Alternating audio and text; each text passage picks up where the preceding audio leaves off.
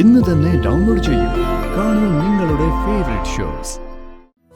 സന്യാസിനിയാവാൻ ഞാൻ പ്രാപ്തിയാണെന്ന് തോന്നുമ്പോ അങ്ങ് എന്താണെന്ന് വെച്ചാ വിധിച്ചാ മതി. ആയിക്കോട്ടെ, അങ്ങനെ തന്നെ ആയിക്കോട്ടെ. ഞാൻ സമ്മതിക്കില്ല. ഒരു കാരണവശാലും രാധികയുടെ ഈ തീരുമാനം നടക്കില്ല. മോളെ, ഇഷ്ടപ്പെട്ട ഈ സ്ഥലം? ഓ, ഇങ്ങോട്ട് കടന്നു വന്നപ്പോ തന്നെ മനസ്സിനെന്തോ വല്ലാത്ത സമാധാനം പോലെ. ഞാൻ പറഞ്ഞതൊക്കെ ഓർമ്മ വേണം. താൽക്കാലികമാണ്. മനസ്സിനെതിരായുള്ള തീരുമാനങ്ങളൊന്നും ഒരിക്കലും എടുക്കരുത്.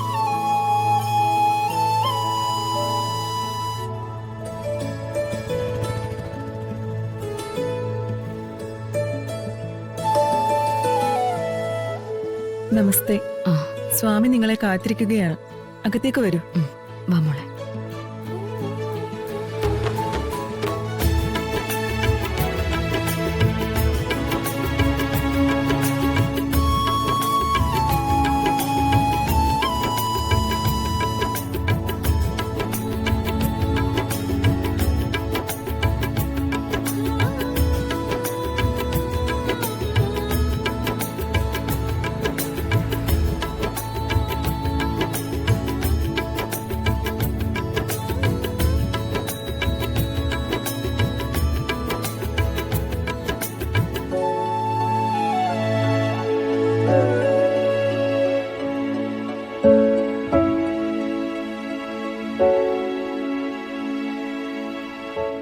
സ്വാമി,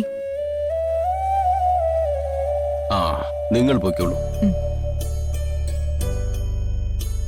ഇരിക്കും.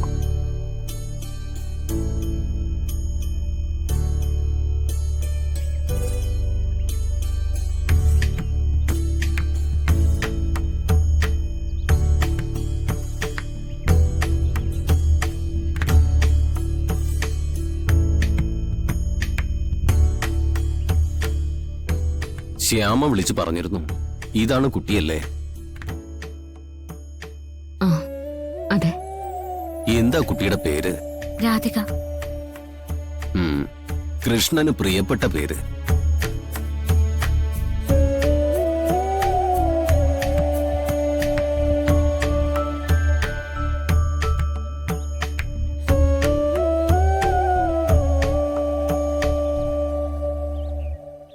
ആശ്രമത്തിൽ ചേരണമെന്നുള്ള തീരുമാനം എന്തുകൊണ്ടാണ്? കുഞ്ഞിലെ മുതല് ഭഗവത് സേവ ഇഷ്ടമാണ്. മാധവ സേവയാണ് മാനവ സേവയെന്ന് അച്ഛൻ ചെറുതിലെ പഠിപ്പിച്ചിട്ടുണ്ട്. കൊള്ളാം, നല്ല കാര്യം. പക്ഷേ ഒന്ന് രണ്ട് കാര്യങ്ങൾ കുട്ടിയോട് എനിക്ക് സൂചിപ്പിക്കാനുണ്ട്. സന്യാസം എന്നത് ഒരു ഒളിച്ചോട്ടമല്ല, പൂർത്തിയായ കർമ്മമേഖലയിൽ നിന്നും ധന്യതയിലേക്കുള്ള ഒരു നടത്തമാണ്. ചെയ്യാനുള്ള കർമ്മങ്ങളൊക്കെ പൂർത്തിയായി എന്ന് കുട്ടിക്ക് തോന്നി തുടങ്ങിയോ?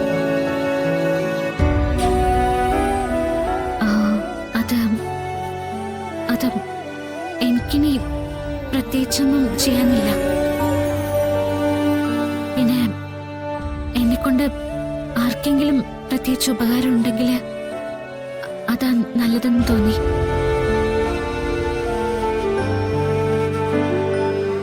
പക്ഷെ മനസ്സെവിടെയോ ഉടക്കി കിടക്കുന്നുണ്ട്. ചിലമ്പിച്ച ഈ ശബ്ദം അതിന്റെ സൂചനയാണ്.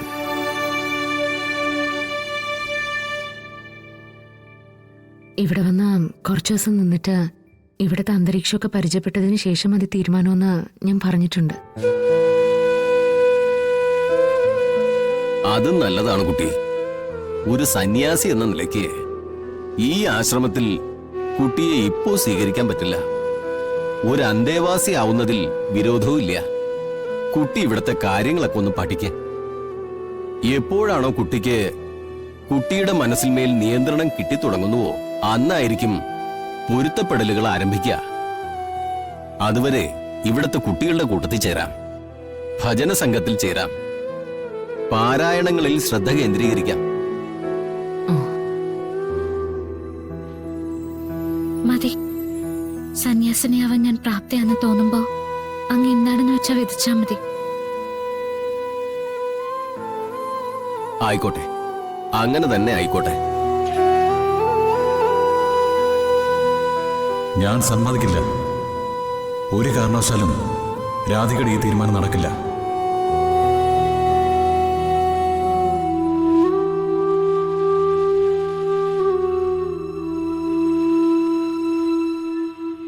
അജന്ത,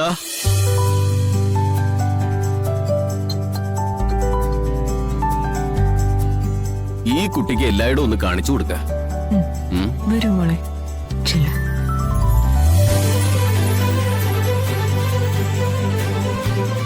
വരുന്ന കുട്ടി ശ്യാമയുടെ മകളാണെന്ന് അമൃത എന്നോട് സൂചിപ്പിച്ചിരുന്നു. ആ പരിഗണന രാധിക മോൾക്കുണ്ടാവും. അത് വേണം സ്വാമി. പിതയുടെ ശബ്ദം ശ്യാമയുടെ ശബ്ദത്തിനോട് സാമ്യമുണ്ട്. അത് പലരും പറയാറുണ്ട്. ഞാൻ അറിഞ്ഞ് അനുകരിക്കുകയാണോ എന്ന് എനിക്കറിയില്ല. അനുകരിച്ചാലും അത് തെറ്റല്ലല്ലോ. നല്ലതിനെ പിന്തുടരുക എന്നത് നല്ല കാര്യമല്ലേ? സ്വാമി, ഞാൻ ഇപ്പൊ തന്നെ മടങ്ങും.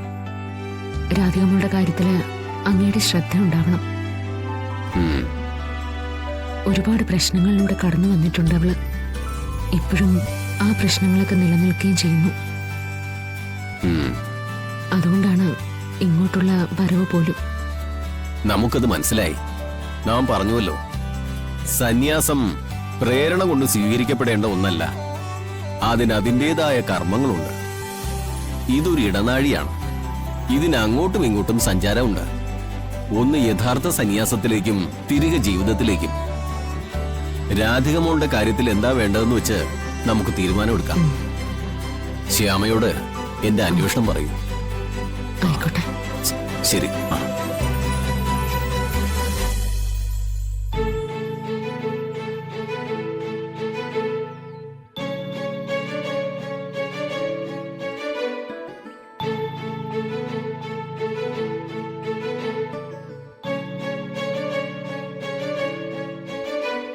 മോളെ,